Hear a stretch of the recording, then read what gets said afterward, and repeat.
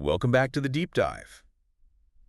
Okay, so it is Monday, February 9th, 2026.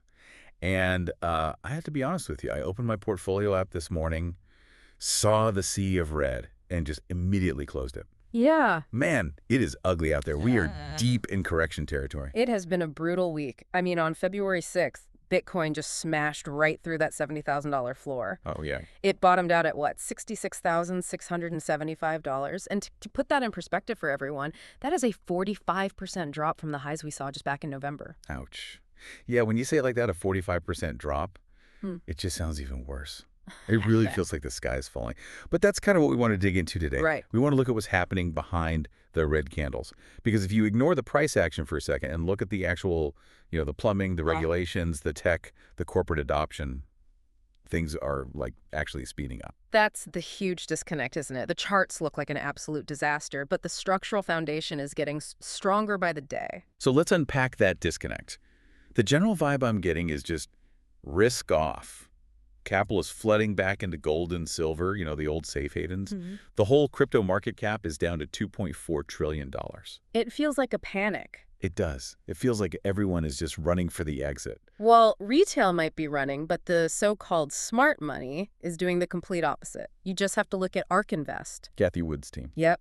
They've been aggressively, and I mean aggressively, buying this dip. They're loading up on Circle, Bitmine, and bullish shares. And speaking of big players, MicroStrategy just had their earnings call this week, right? With a crash like this, did they finally, panic? Not even close. On their Q4 call on February 5th, they basically doubled down.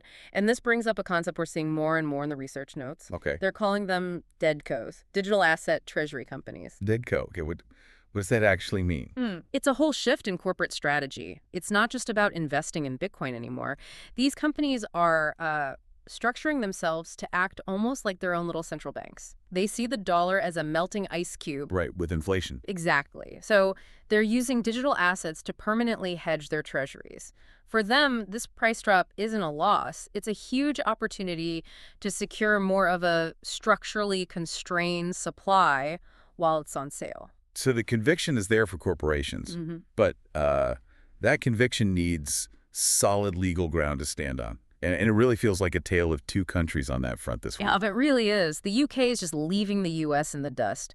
On February 4th, they passed the Financial Services and Markets Act for crypto. It's a done deal. They have a clear rulebook. Meanwhile, the U.S. is still, what, a mud fight? It's just chaos. On February 2nd, the White House actually had to step in just to break a deadlock between Coinbase and the banks over stablecoins. They've basically told them, you have till the end of the month to figure this out. Wow. But in all that chaos, we got a real curveball from the SEC. Chairman Paul Atkins, his team just dismissed the charges against CryptoFed DAO. What happened there?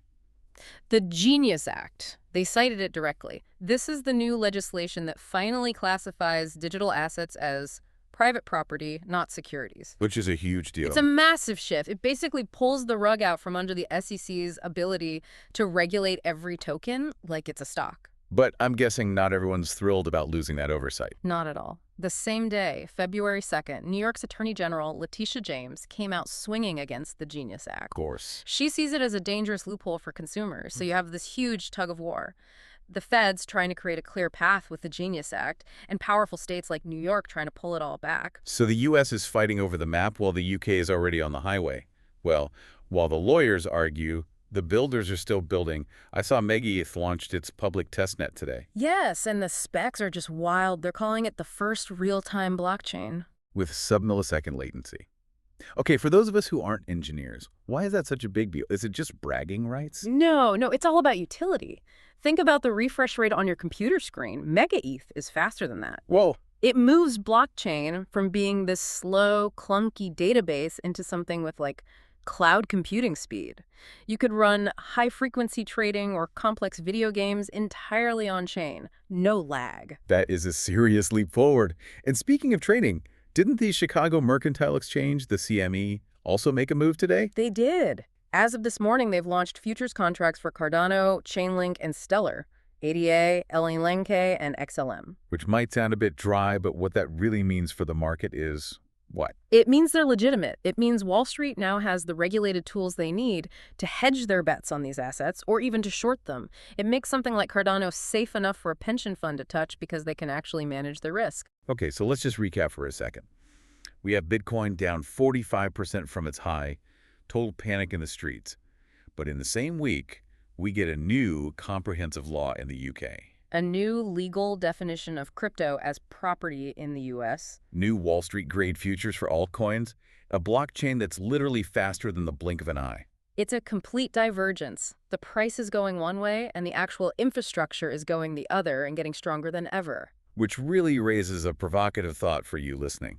Yeah. If the market is truly crashing, why are the pikes being laid faster than ever before? If institutions are buying while retail is selling, and the White House is in a rush to legitimize stablecoins, what does that tell you about where the real value is actually moving? That is the multi-trillion-dollar question, isn't it? And keep a very close eye on that end of February deadline for the stablecoin deal. That could be the next big domino to fall. We will be watching right along with you. Thanks for diving in with us.